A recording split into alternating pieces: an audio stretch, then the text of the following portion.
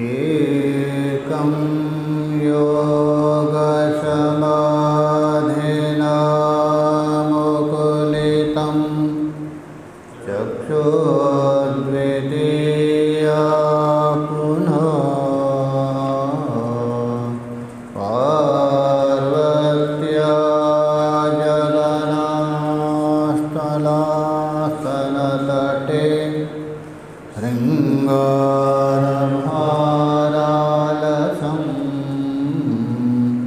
अन्यद्योरनिरस्तजापमधना क्रोधोन्नलोदीपितं शम्भोर्भिन्नरसं समाधिसमये नेत्रत्रयं पातु वः।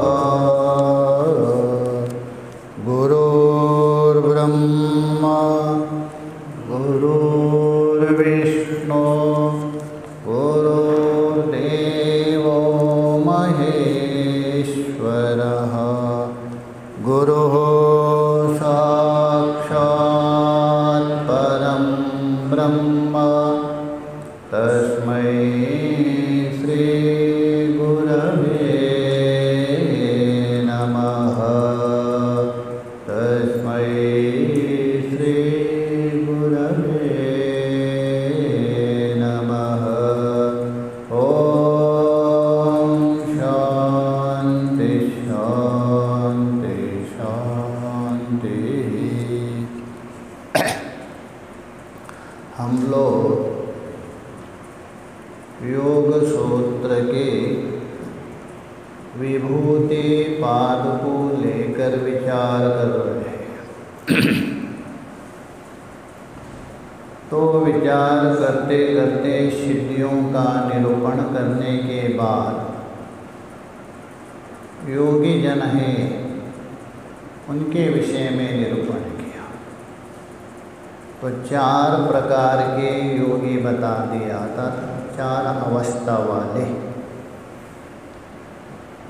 जो प्रथम कल्पिक अथवा प्रथम भूमि को प्राप्त किए अथवा प्रथम भूमि वाला।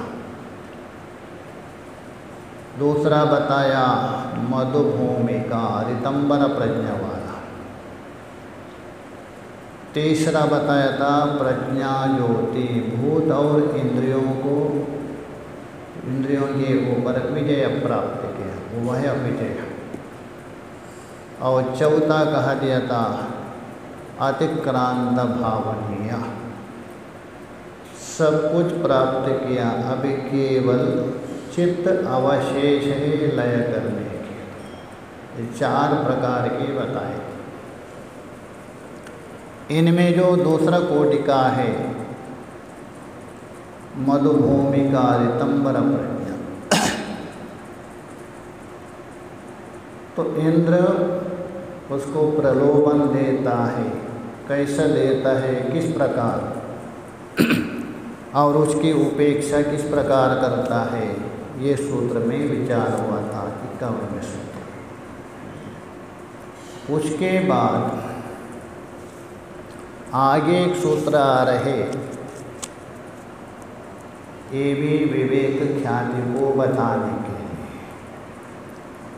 यद्यपि विवेक ख्याति से प्राप्त होने वाले स्वामित्व और सर्वज्ञत्व, विवेक ख्याति के ऊपर संयमन करने से उस योगी के अंदर एक तो स्वामित्व आता है और दूसरा सर्वज्ञत्व। ये तो 49वें सूत्र में बताया था 49 में। किंतु यहाँ प्रकारांतर से और एक बता रहे हैं, वैकल्पिक, अर्थात इसके द्वारा भी आप विवेक ख्याति को प्राप्त कर सकते हैं। विकल्प बता रहे, यदि वो नहीं तो ये करके, उसके लिए आ रहे सूत्र देके जो 49 में बताया था वैसे ही वैकल्पिक है, विकल्प। सूत्र देखिए, क्षणः तत्क्रमयोः संयमाद् विवेकजं ज्ञानम्। क्षणः और उसका क्रम, अभी क्षण को लेकर विचार करेंगे भाष्यकार, और इस क्षण को लेकर भी बहुत मतांतर भी है, एक मत नहीं है, अलग अलग मत है। और कुछ लोग कहते हैं काल का अंतिम परिणाम है, काल का अंतिम सूक्ष्मांश है। ये तो सब लोगों ने स्वीकार किया, किंतु क्षण की जो परिभाषा है निर्दिष्ट नहीं है। नैयायिक है, यहाँ योग शास्त्र में तो बताएंगे, और आगम वाले, किंतु यदि सबसे सूक्ष्म रूप से यदि विचार किया हुआ काल का परिणाम आगमवादियों ने विचार किया, आगम शास्त्र है उन्होंने, वो मानते हैं एक मात्रा, एक मात्रा, द्विमात्रा, त्रिमात्रा होता है। तो एक मात्रा में 255 लव मानते, लव। और कुछ लोग कहते नहीं 510 लव है।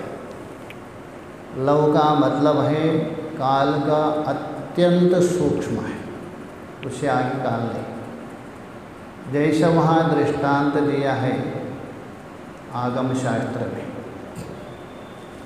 मान लीजिए जैसा 1000 कमल के पंखुड़े रख दिया आपने, 1000 कमल के पंखुड़े, तो उसमें सुई के द्वारा एक छेद कर दिया 1000 में। अभी जो 1000 को छेद करने के कितना समय लगेगा? बस एक साथ छेद हो गया। और उसमें एक पंखुड़ी के लिए कितना समय लगेगा? 1 सेकेंड। 1 सेकेंड तो 1000 में हो गया।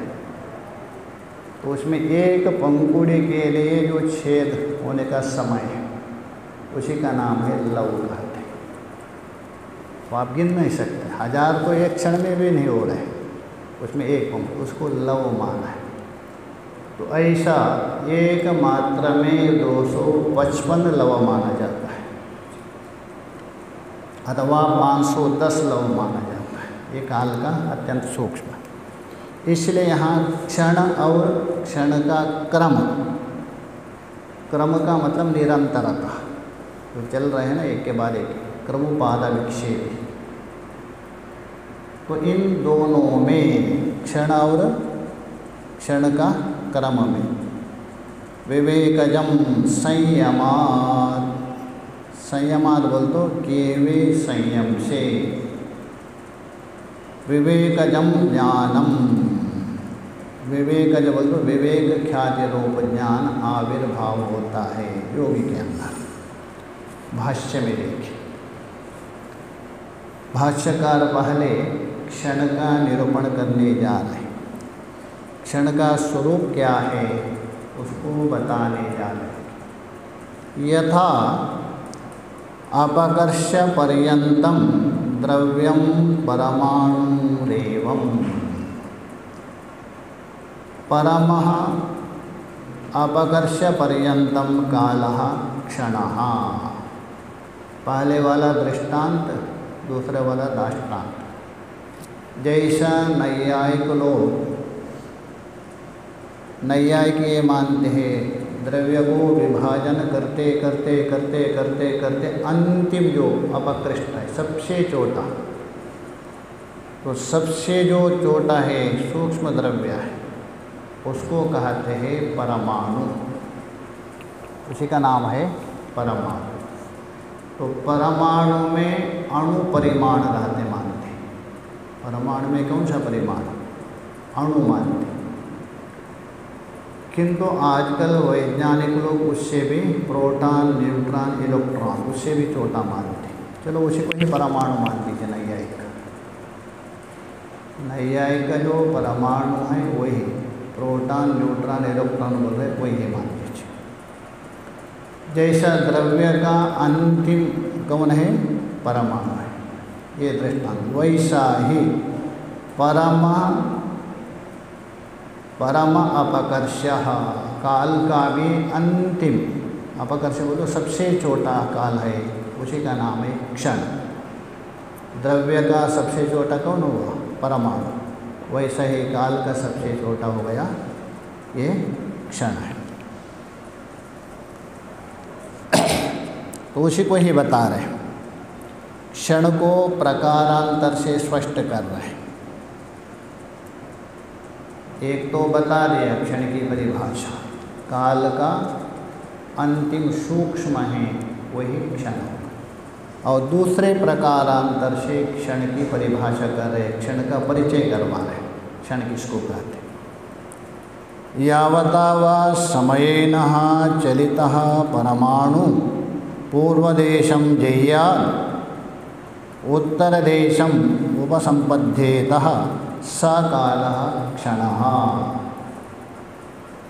यावतः बोल तो जितने समय में चलकर एक परमाणु, जो एक परमाणु है ना, अपने पूर्व स्थान में चलकर, इसलिए बोले पूर्व देशम जय्यात्, पूर्व देश बोल तो पहले वाला स्थान को छोड़ दे, और उत्तर स्थान में पहुँचे, तो पूर्व स्थान को छोड़ करके उत्तर स्थान में जो पहुँचने के लिए जितना समय लगता है हम लोगों को नहीं, परमाणु का, उसी को ही कहते हैं, उस काल का नाम है क्षण।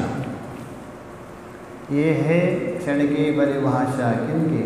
योगियों के मतानुसार। नैयायिकों ने इसको पीछे डाल दिया। नैयायिक कहते हैं जैसा एक परमाणु पूर्व स्थान से उत्तर स्थान पहुँचने के लिए 10 से 12-14 क्षण लगता है।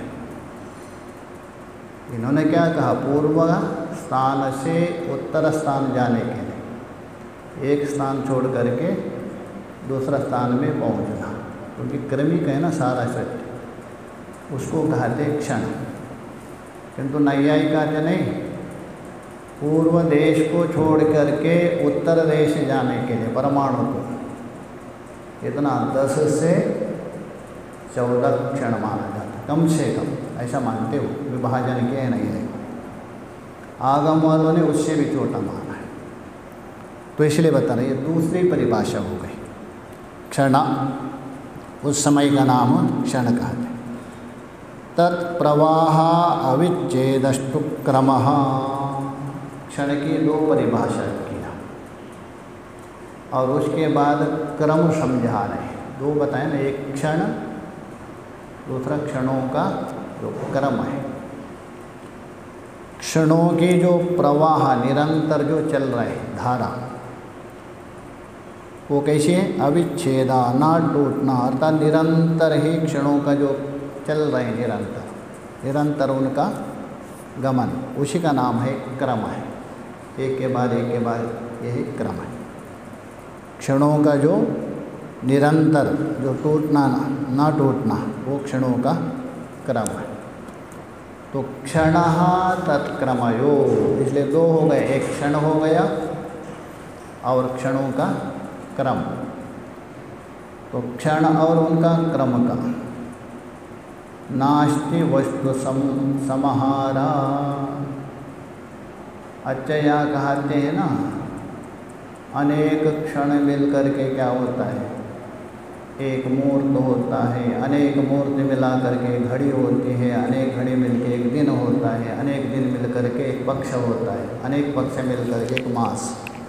ये व्यवहार तो करते, किंतु यहाँ भाष्यकार स्पष्ट कर रहे, नास्ति ही वस्तु समाहारा। क्षण और क्षण का जो क्रम है उनका इकट्ठा कभी नहीं होता, एकत्रित हो ही नहीं सकता, एकत्रित संभव नहीं। क्योंकि पूर्व क्षण बीत गया, उत्तर क्षण आया, उत्तर क्षण बीत गया, आगे का आ गए तीसरा क्षण, एकत्रित कहाँ से होंगे? बोलते तो है हम, क्षणों का समुदाय क्या है, मुहूर्त है करके, किंतु क्षणों का समुदाय होता ही नहीं, संभव ही नहीं है, न क्रम का समुदाय होगा। जैसा अनेक जो घट है उनका समुदाय हो रहा है, एकत्रित कर सकते हैं आप, अथवा अनेक तंतुओं का जो अवयव रूप तंतुओं का समुदाय पट हो गया एकत्रित, वैसा क्षणों को एकत्रित करके मुहूर्त बनाया, संभव नहीं है। बोलते हैं ना हम लोग क्षणों का समुदाय मूर्त करके, किंतु ये बुद्धिस्ट मात्रा है, वस्तु नहीं है, आपका बुद्धि का खेल है वो। यदि दिखाओ करके वहाँ है नहीं, जैसे बोल तो एक दिन 24 घंटे एक साथ दिखा दीजिए ना, है नहीं, किंतु बुद्धिस्ट एक पड़ा है, वस्तु नहीं है वहाँ, इसलिए कहेंगे यहाँ शब्द ज्ञानानुपाति वस्तु शून्यो विकल्पः। ये पीछे सूत्र में भी बताया है अपना समाधिपाद में, शब्द ज्ञानानुपाति है, वस्तु शून्य है। शब्द का व्यवहार तो करते हैं, वस्तु दिखा नहीं सकते, अर्थात क्षणों का समुदाय मुहूर्त है, क्षण नहीं दिखा सकते एक साथ। ये समाधिपाद में 9वें सूत्र में बता दिया है, शब्द व्यवहार होता है, वस्तु नहीं। तो ये बता रहे हैं वस्तु रूप में एकत्रित होना अथवा समुदाय बनना ये सर्वथा असंभव है, क्योंकि एक क्षण के नष्ट हो जाने पर दूसरा क्षण है, पूर्व क्षण नष्ट हो गया तो दूसरा क्षण आ गया, दूसरा क्षण नष्ट हो गया तीसरा क्षण, एकत्रित कहाँ होगा, संभव नहीं। मेढक को तो आप एकत्रित कर सकते, ऐसा कहते हैं मेढक एकत्रित नहीं हो, तोल नहीं सकते बोलते मेढक को, एक को तोलेंगे तो एक उड़ जाएगा, किंतु उनको तो कर सकते आप, किंतु क्षण को एकत्रित नहीं कर सकते। तो ये बता रहे हैं एक नष्ट होने के बाद दूसरा, इसलिए इकट्ठा संभव नहीं है, और ना तो क्रम भी वस्तु रूप है, इसलिए बुद्धि समाहार है, इसको बता रहे भाष्यकार। अच्छा, क्षणों का समुदाय भी नहीं हो रहे, क्रम का भी समुदाय नाम का कोई वस्तु है ही नहीं, तो व्यवहार कैसे कर रहे? हम लोग भी व्यवहार करते हैं, अनेक क्षणों का एक मुहूर्त है, अनेक मुहूर्तों का घड़ी है, अनेक घड़ियों का 60 घड़ी का एक दिन है करके, उसके लिए उत्तर दे रहे। यदि बुद्धि समाहारो मुहूर्तः अहोरात्रादया, इसलिए क्षणों का जो समूह रूप में जो प्रसिद्ध है लोक व्यवहार, लोक में व्यवहार करते हैं ना कौन, मुहूर्त, दिन, रात, महीना है, संवत्सर आदि, ये केवल बुद्धिस्त है, केवल आपका बुद्धि को लेके व्यवहार हो रहा है, वस्तु नाम का कोई चीज़ है नहीं।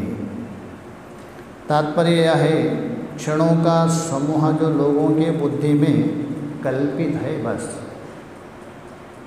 वो कल्पित को लेके व्यवहार करते, तो उसको बता रहे हैं। अतः यहाँ स्पष्टता सिद्ध है, स खलु अयम कालः, क्षणों का समूह रूप यहाँ समाय, तो कल्पित है वो, वस्तु शून्य, वो क्या है, वस्तु शून्य है, वास्तव में है नहीं, व्यवहार होता है। जैसा वेदांत में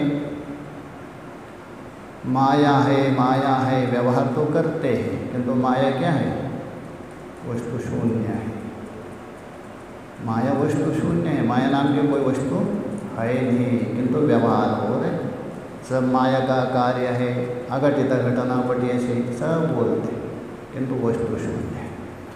उसी प्रकार काल भी क्या है, वस्तु शून्य है, व्यवहार तो करते हैं, वस्तु नाम को दिखा नहीं सकते आप। इसलिए वेदांति ने काल को भी माया के अंतर्भूत किया है, काल का कहाँ वर्णन नहीं आया है, पंचभूतों का वर्णन है उत्पत्ति का, कहाँ काल और देशक आया क्या, वेदांत में तो नहीं आया। इसलिए काल को माया के अंतर्भूत किया है, दिशा को आकाश के अंतर्भूत किया है वेदांत ने, कोई अलग नहीं। जैसा माया वस्तु शून्य है वैसा काल भी वस्तु शून्य है, यही बता रहे। बुद्धि निर्माण, केवल बुद्धि में ही बनाने वाला है, बस बुद्धि का एक कल्पना है। एक दिन, एक मुहूर्त, अमुक घड़ी है, एक महीना है, ये बुद्धिस्ट है। वास्तव में वस्तु कौन है? क्षण है, वस्तु है। क्षण जो है ना वो तो वस्तु है, क्षण समुदाय वस्तु नहीं। तो बुद्ध इसलिए बता रहे हैं बुद्धि निर्माण शब्द ज्ञानानुपाति। बुद्धि निर्माण का मतलब है केवल बुद्धि में ही रहने वाला है। शब्द ज्ञानानुपाति वस्तु शून्य। शब्द ज्ञानानुपाति बोल तो शब्द तो व्यवहार करते हैं हम लोग, शब्द तो व्यवहार करते हैं। मुहूर्त है, घड़ी है, पक्ष है, मास है, कल्प है, शब्द व्यवहार करते हैं, किंतु वस्तु शून्य है। इसी का नाम है विकल्प। 90वें सूत्र में बताया प्रथम पाद में, शब्द ज्ञानानुपाति वस्तु शून्य विकल्पः प्रथम में। तो इसलिए बता रहे बुद्धि निर्माण वस्तु शून्य। युक्तितः दर्शनानाम लौकिकानाम, और ये भी किनके दृष्टि से? बुद्धि में जो कल्पित है ना, काल समुदाय को कल्पना किया, क्षणों का समुदाय ही काल है, ये केवल बुद्धि से कल्पित है। किसने कल्पना किया? तो भाष्यकार बता रहे युक्तितः दर्शनानाम लौकिकानाम। युक्तित का बोल तो असमहित, जिसका चित्त समाहित नहीं है, असमहित दृष्टि वाले स्थूल बुद्धि वाले लोग हैं, उनके द्वारा कल्पित है। एक क्षणों का समुदाय, लोगों को समझाने के लिए क्षणों का समुदाय क्या है? मुहूर्त है। मुहूर्तों का समुदाय क्या है? घड़ी है। और घड़ी के समुदाय क्या है? दिन है करके। 1 घंटे में 2.5 घड़ी होती, ये समझाने के लिए अज्ञानियों के द्वारा ये बता रहे। लौकिकानाम वस्तु स्वरूप इव अवभासते। वस्तुतस्तु पदार्थ नहीं है, पदार्थ जैसा भान होता है। दिन नाम का एक समुदाय है नहीं, किंतु भास होता है। जैसा रस्सी में सर्प नाम का कोई वस्तु है नहीं, किंतु भास होता है। मरुमरीचिका में जल नाम की कोई वस्तु है नहीं, भास होता है। वैसा ही क्षणों में समुदाय है नहीं, समुदाय जैसा भान होता है। क्षणों का समुदाय होता नहीं, किंतु समुदाय जैसा भान होने से दिन है और महीने आदि व्यवहार करते, ये बता रहे। युवा भासते, तो किन के लिए? जो अज्ञानी है, लौकिक है, उनके दृष्टि से। क्षणस्तु, अच्छा आपने कहा काल नाम का कोई वास्तव में वस्तु नहीं है, ये बुद्धि में कल्पित है। क्षणों का समुदाय मानते हैं ना, समुदाय बनेगा नहीं, कल्पित है। क्या क्षण नाम का वस्तु है? क्या नहीं? बोलो क्षण नाम का तो वस्तु है, वो तो वस्तु है। जैसा रस्सी में सर्प कल्पित है, तो सर्प नाम का वस्तु नहीं है, किंतु रस्सी नाम का वस्तु तो पड़ी है वहाँ। तो वही बता रहे क्षणस्तु, किंतु जो क्षण है ये काल से विपरीत है, वो तो वस्तु पतिता, वो पदार्थ के अंतर्भूत आ जाता है। क्षण नाम का कोई वस्तु है, उसको देख सकते, हम नहीं देख सकते, किंतु योगी लोग क्षण नाम का जो वस्तु है उसका साक्षात्कार कर सकते, क्यों? वस्तु है ना, दिन है, उसका साक्षात्कार योगी भी नहीं कर सकते। जिनका साक्षात्कार है ना, योगी भी नहीं कर सकते, क्योंकि दिन क्या है, क्षणों का समुदाय है। वही बोलते वस्तु पतितः, अतः वस्तु के अंतर्भूत है। आगे क्रम को बता रहे, देखिए क्रमावलंबी, अर्थात तो जो क्षण का जो क्रम है उसको अवलंबन होता है। क्षण है क्रम का आश्रय करता है, बस एक पूर्व उत्तर इस प्रकार क्रम चलते रहता है। क्रमश्च क्षणांतर्यात्मः, क्योंकि जो क्रम है ना, क्षणों की जो निरंतरता, क्षणों की जो निरंतरता है उसी का नाम है क्रम, अर्थात अविच्छिन्न परंपरता, इसी का नाम कहते हैं क्रम। जैसा बोलते हैं ना, ये अविच्छिन्न क्रम से चल रहे स्वाध्याय, बीच में खंडित नहीं, निरंतर रूप है।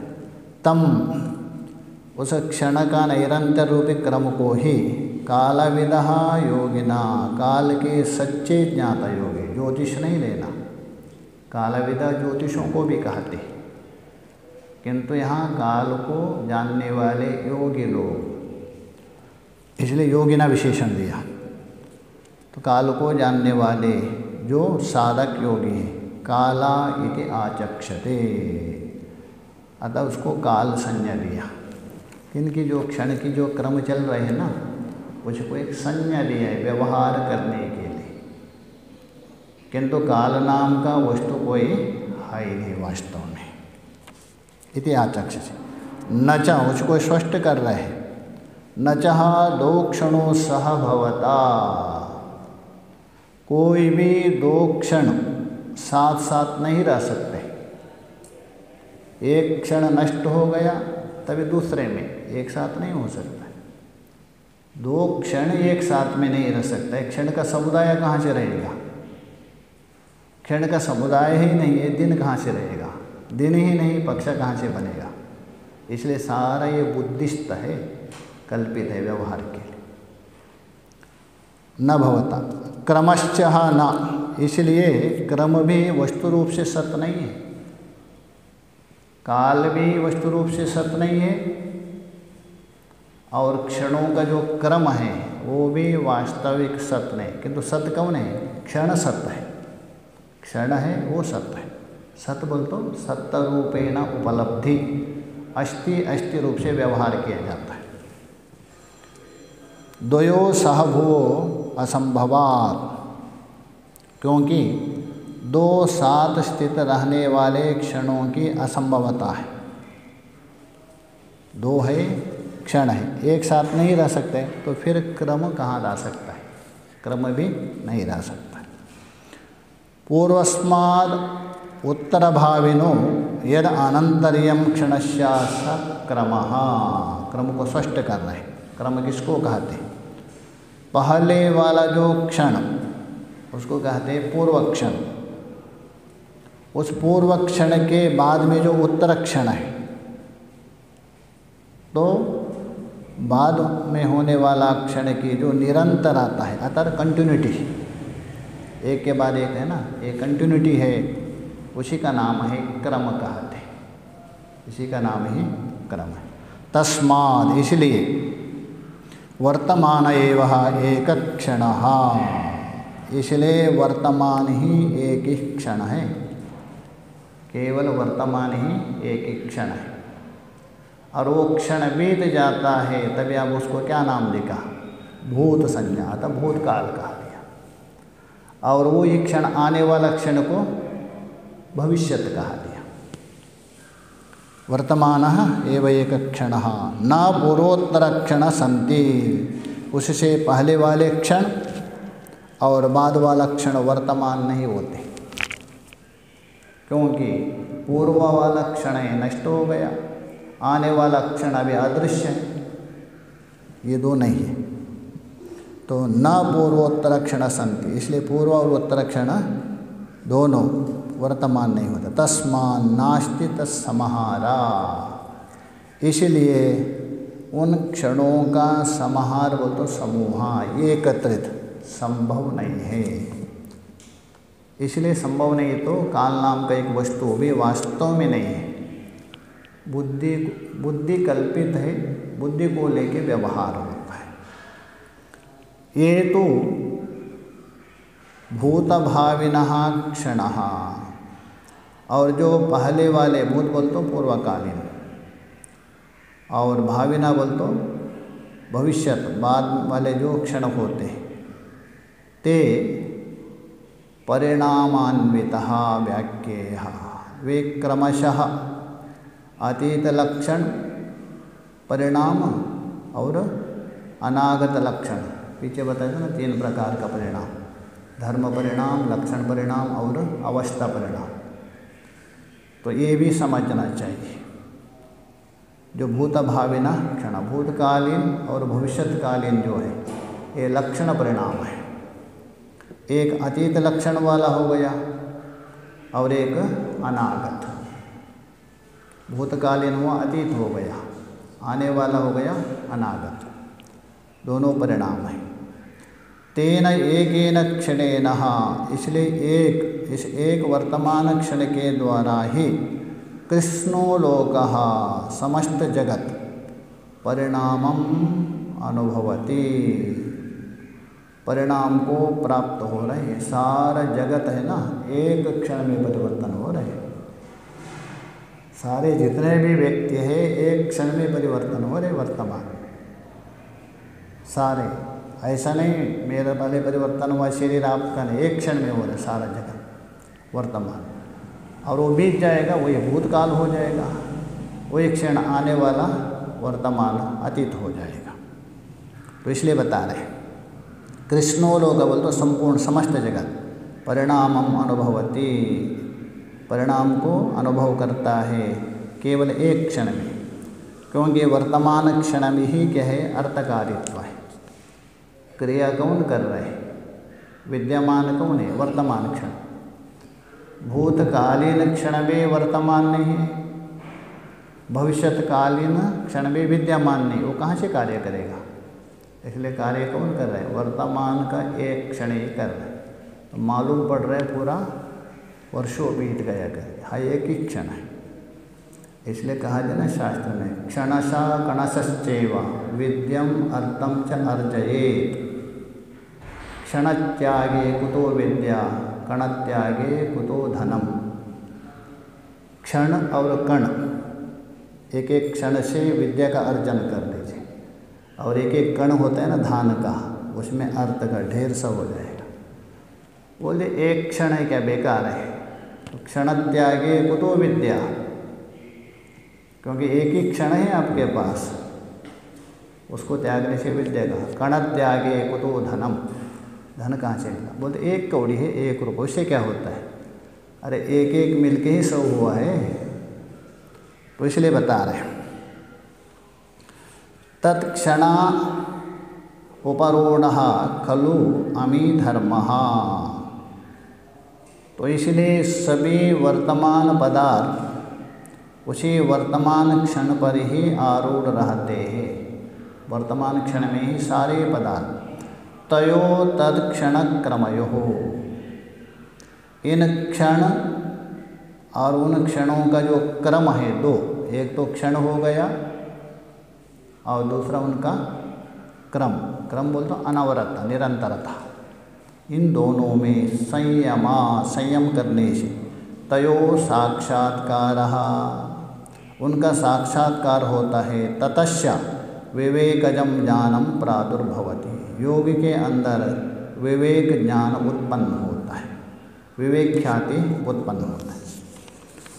आगे जो बता रहे सूत्र में, यद्यपि विवेक ख्याति होने के बाद उसको सब कुछ ज्ञान होता है, किंतु ज्ञान भी क्या होता है, 2 प्रकार का होता है।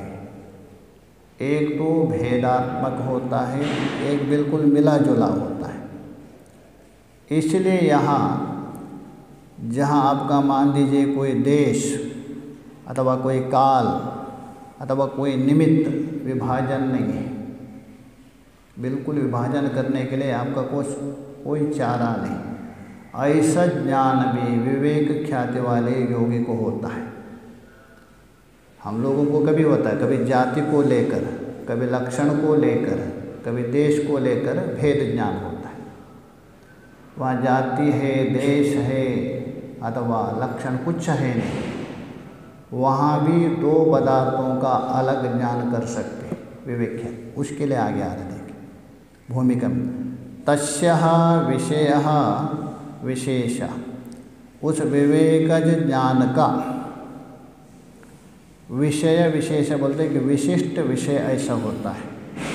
विशिष्ट विषय का मतलब है अन्य किसी साधारण हो अथवा असाधारण ज्ञान के द्वारा नहीं है। साधारण ज्ञान भी नहीं है, असाधारण ज्ञान में ऐसा ज्ञान योगी को हो सकता है। उपजायन्ते अर्थात उसको उत्पन्न होता है, उसी को उपक्षिप्यन्ते।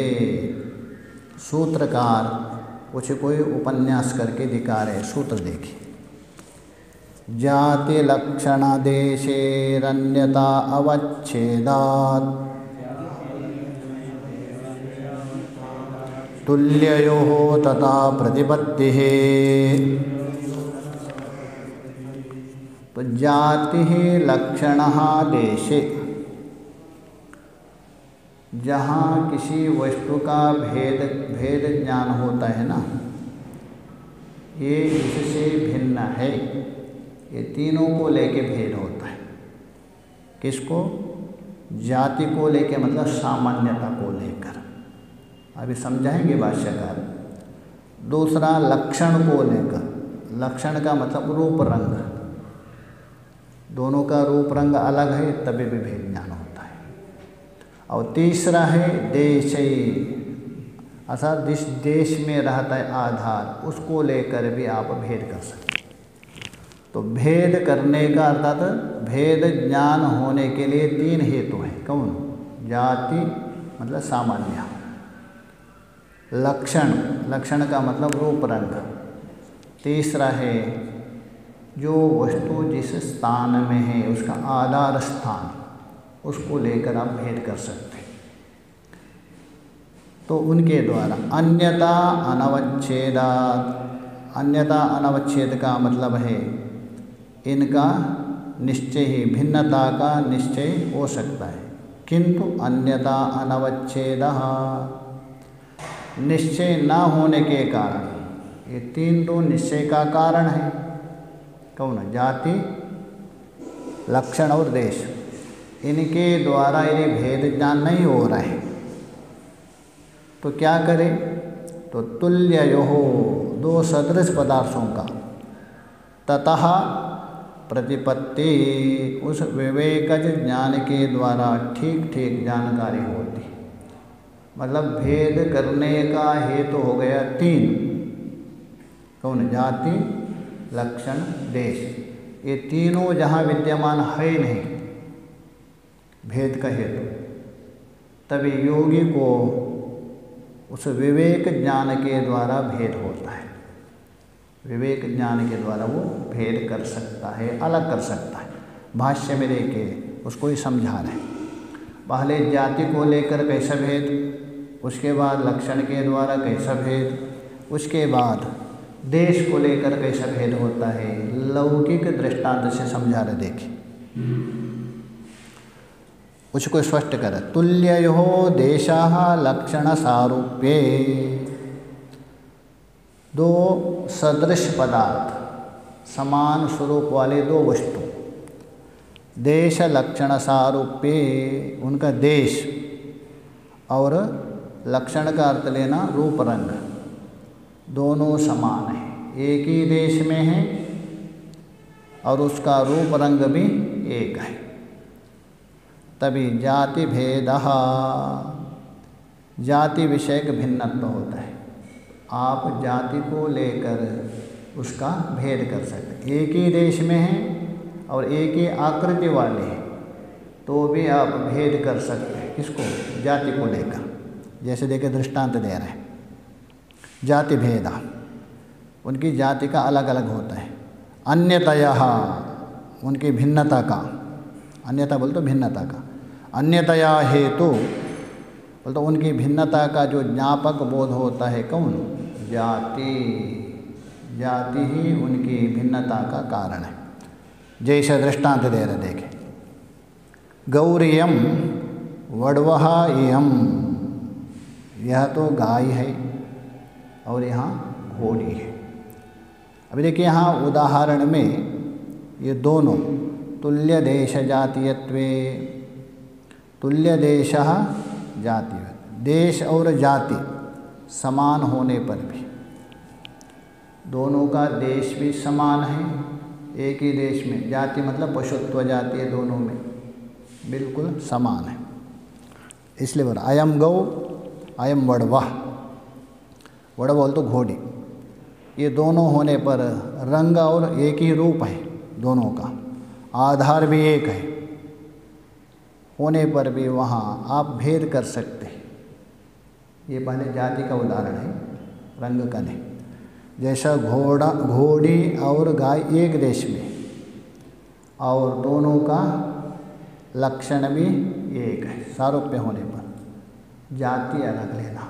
अश्वत्व जाति और गोत्व जाति, यदि कोई कहेंगे दोनों का रूप रंग एक कैसा है, जैसा गाय जैसा है सफ़ेद, घोड़ा भी सफ़ेद है, गाय जितनी ऊंची है घोड़ी भी वैसा है, बिल्कुल वैसा है, एक देश में, तो भी आप बोलते ये गाय है ये घोड़ी है, ये भेद किसको ले रहे हैं? जाति को लेकर। ये गोत्व जाति वाली है, ये अश्वत्व जाति है, जाति को लेके हो गया, ये बता रहे हैं। इसी प्रकार दूसरा दृष्टांत दे रहे हैं, जाति के बाद आ गया आपका लक्षण भेद। जाति भेद समझ रहे हैं ना, एक ही देश में गाय भी है घोड़ी भी है और दोनों का रंग बिरंग एक जैसा है, तो भी आपको भेद ज्ञान होता है किसके द्वारा?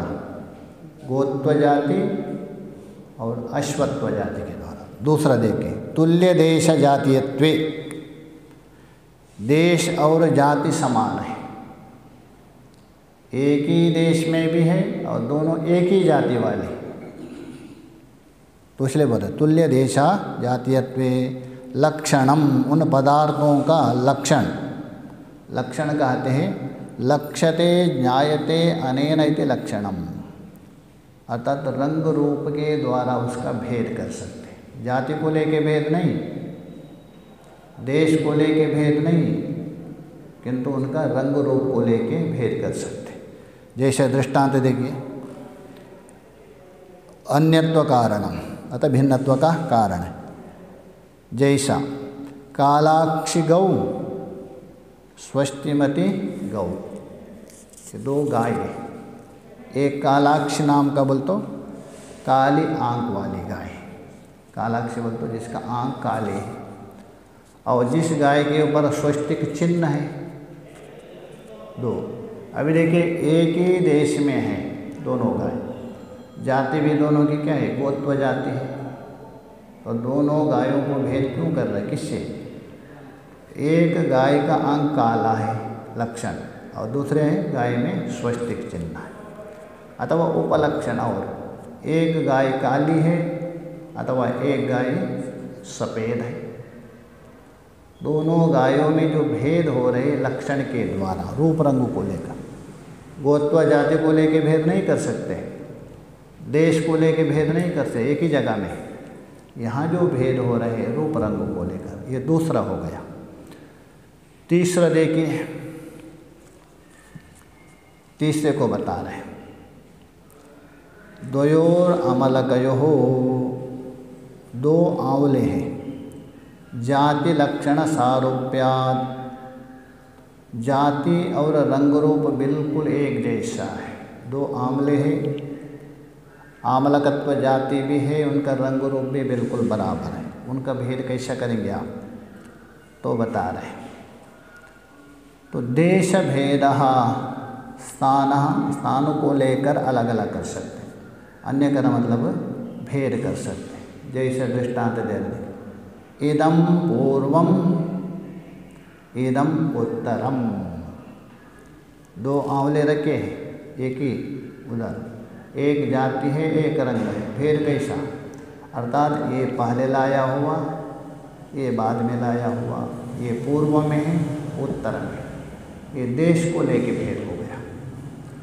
पहले जाति को लेके भेद हो गया, अश्वत्व और गोत्व को लेकर।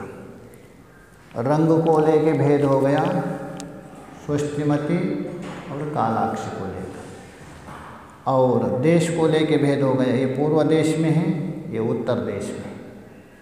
किंतु यहाँ जाति को लेके भेद नहीं कर सकते, दोनों में अमलकत्व जाति, दोनों का रंग रूप भी एक है, तो भी भेद हो रहे ये देश को लेके। तीन बता दिया, इदम उत्तरमिति, ये भेद होता है। अब यदि जो भेद का ज्ञापक तीनों हेतु है ही नहीं आपके पास, ये तो भेद को बोध करवाने वाले तीन हेतु हो गए। जाति को लेकर भेद, रंग रूप को लेकर भेद, अथवा देश को लेकर भेद। ये तीनों कारण नहीं है। उस समय में ज्ञान कैसे होगा? नहीं हो सकता, किंतु विवेक ख्याति वाला कर सकता है, उसको बताने जाते हैं। यदा तो पूर्वम अमलकम, यदा तो बोल दो जिस समय में, किंतु पूर्व देश में स्थित अवला है, अन्य व्यग्रश्चा ज्ञातु। जैसा मान लीजिए कोई व्यक्ति है देवदत्त नाम का, उनके सामने अवला रख दिया पहले देश में, वो किसी काम में उसका मन लगा, आपने घुमा करके दूसरा रखा। दो अवले, पूर्व स्थान का था, ये उधर वाला था, वो इधर देखने लग गया, घुमा कर तुरंत इधर रख दिया। बच्चे लोग भी करते, तुरंत ये अच्छा है करके फट्टा इधर घुमा के रखते। अभी उन्होंने देखा नहीं, उसका मन अन्यत्र है, तो ये बता रहे हैं। अन्य व्यग्रस्य बोल तो अन्य कार्य में किसी मन लगा है, तो उत्तर देशो उपावर्त्यते, उत्तर दिशा के ओर उसको खिसका दिया। पहले किस में था? पूर्व देश में था, अभी उत्तर देश में खिसका दिया। देखिए, जाति को लेके पहले भी वहाँ भेद नहीं कर सकते थे, और रूप रंग को लेकर भी भेद नहीं कर सकते थे, किंतु भेद किसे किया था? देश को लेकर। अब देश में भी अपने गड़बड़ किया, तो कैसे भेद करेंगे? ये अवला ये अवला करके, तो वही बता रहे हैं। तदा तुल्य देशत्वे, दोनों अवले का आधार एक देश भी हो गया, तो एक देश होने पर भी पूर्वम एतद उत्तरम एतदिति प्रविभागा अनुपपत्ति, ये पूर्व देश वाला अवला है और ये उत्तर देश वाला अवला है, इस प्रकार आप विभाग नहीं कर सकते, क्योंकि इधर उधर किया ना उन्होंने, घुमा दिया, आपने देखा भी नहीं, तो नहीं कर सकते आप। हाँ, अनुमान तो कर सकते अथवा कल्पना कर सकते हैं, ये तो निश्चयात्मक ज्ञान नहीं है, ये तो कल्पनात्मक ज्ञान। इसलिए भाष्यकार बता रहे असंदिग्धेन चाह तत्वज्ञानेन भवितव्यम, और ज्ञान तो ठीक ठीक होना चाहिए, संदिग्ध है, संशयात्मक ज्ञान नहीं माना जाता, इसलिए उस व्यक्ति को ठीक ठीक ज्ञान नहीं हो सकता है। दोनों अवले का भेद करने के लिए कोई है, तो ये बता रहे हैं असंदिग्ध बोल तो जो ज्ञान तो ठीक ठीक होना चाहिए। इत्यता इदम उक्तम, इसलिए सूत्रकार ने कहा उस समय में सामान्य व्यक्ति भेद नहीं कर सकता, क्योंकि वहाँ भेद का कारण कोई भी है नहीं, योगी कर सकता, उसके लिए सूत्रकार ने बताया। ततः प्रतिपत्ति विवेकज ज्ञानाद इति, ये सूत्रकार ने कहा उस विवेक से उत्पन्न हुआ जो ज्ञान है उसको कहते विवेकज ज्ञान। उन अवलों का भिन्नतः जानकारी हो सकती, योगी को हो सकती, और स्पष्ट बताएंगे, देखो ये पूर्व देश में था, ये बाद वाला था, आपने गड़बड़ कर दिया, इधर का उधर किया, किंतु ये पूर्व देश का वाला है, ये उत्तर देश। योगी को क्यों हो रहा है, कारण क्या है, हम लोगों को क्यों नहीं हो रहा है, उसको स्पष्ट कर रहे हैं। देखिए कथम, पूर्व पक्षी प्रश्न कर रहे हैं, अरे जो सामान्य व्यक्ति है जिसका जो चित्त है व्यग्र है वो नहीं कर सकता। योगी कैसा भेद कर सकता है? कथम अतद भिन्नत्व का ज्ञान कैसा हो सकता है? क्योंकि विवेक ज्ञान तो उसको विवेकज ज्ञान प्राप्त किससे हुआ? योगी को विवेकज जो ज्ञान प्राप्त हुआ किससे? क्षण में संयमन करने से अथवा क्षण का क्रम में संयमन करने से। इसलिए वहाँ क्षण जो अलग अलग है, योगी है प्रत्येक क्षण को साक्षात्कार कर, इसलिए उसको मालूम पड़ता है पूर्व क्षण में ये था, उत्तर क्षण में ये था, इसलिए उसको ज्ञान वही स्पष्ट कर रहे। देखिए, पूर्व अमलकः सह क्षणः देश, अर्थात जो पूर्व क्षण में रहने वाला जो अमल का देश, पूर्व देश में स्थित अवल का जो क्षण के साथ परिणमित देश, क्योंकि जो देश है ना प्रत्येक क्षण को लेके अलग अलग मानते। एतत् कालावच्छेदेन घटा अन्य कालावच्छेदेन घटा, ये नैयायिक में मानते हैं। इसलिए प्रत्येक काल से युक्त जो देश है वो अलग अलग होता है, किंतु प्रत्येक क्षण को योगी तो साक्षात्कार किया है, इसलिए उसको मालूम पड़ता है।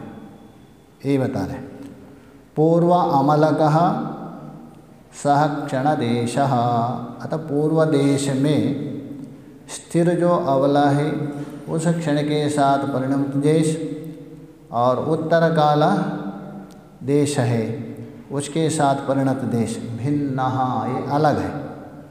तेषा अमल के स्वदेश क्षणः अनुभव भिन्न, और वो दो अवले हैं अपने अपने सहित क्षणों के ज्ञान के कारण योगी को भिन्न बोध होता है।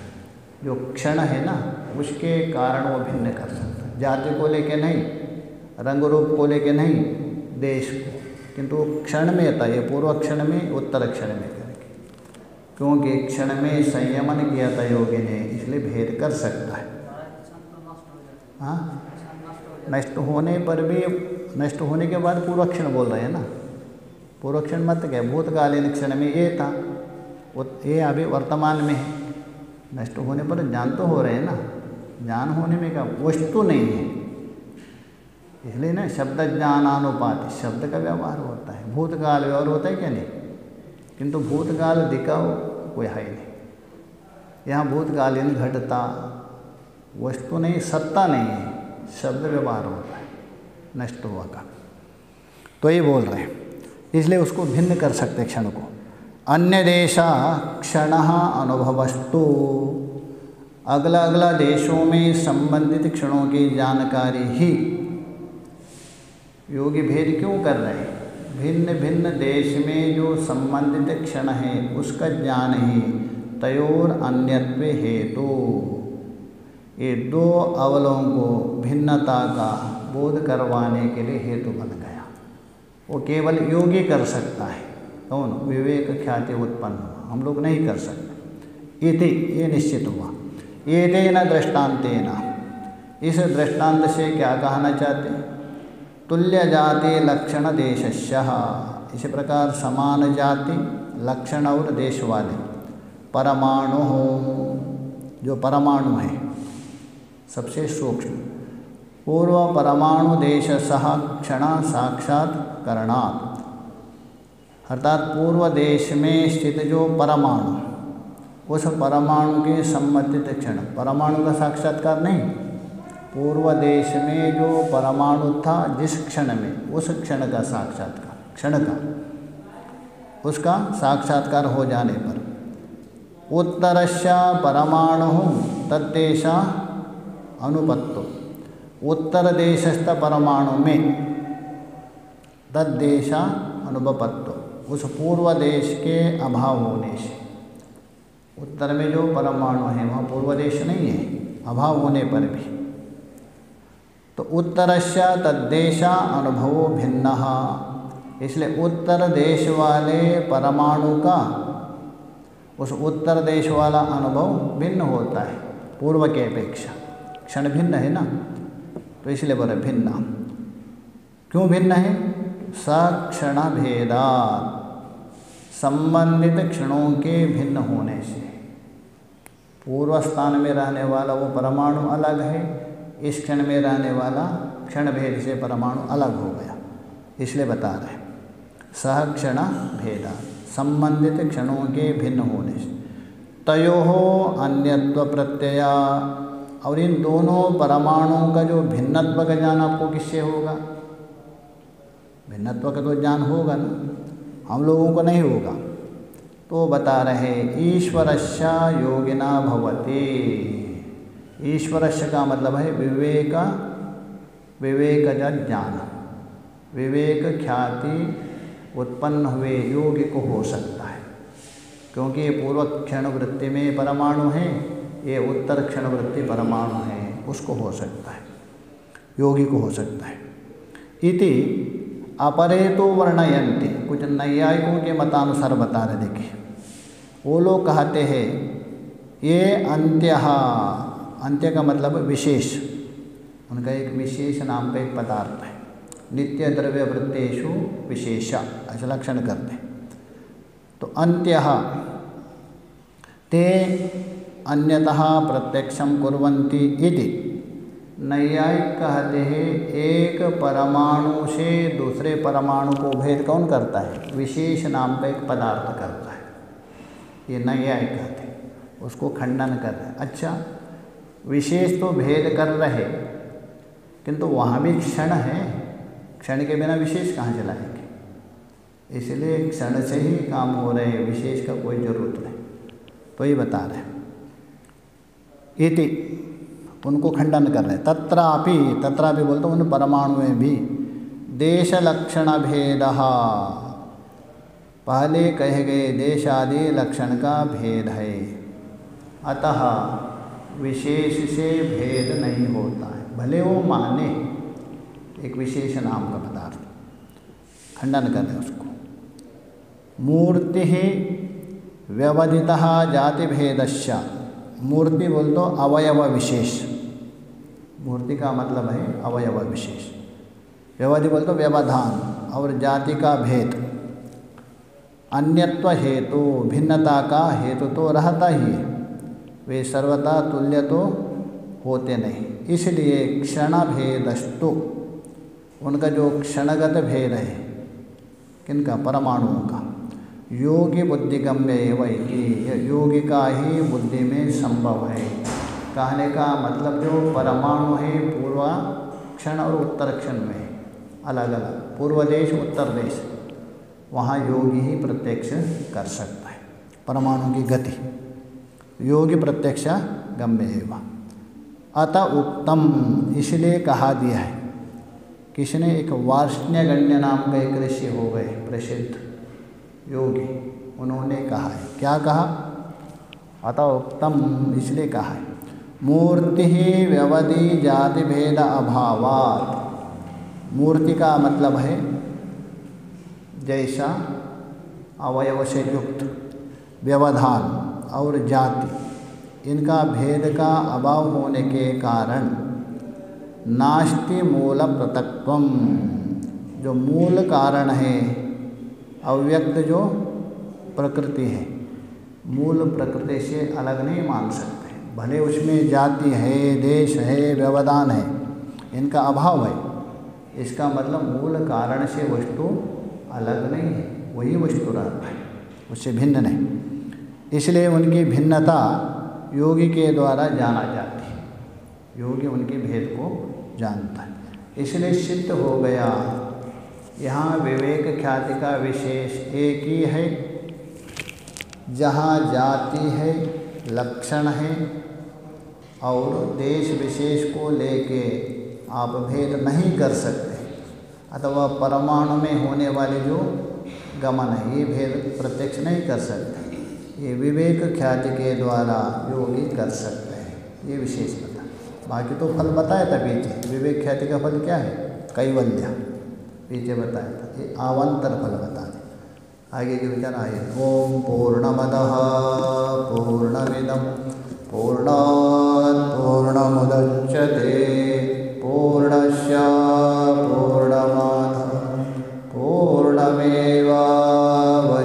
मुच्यते।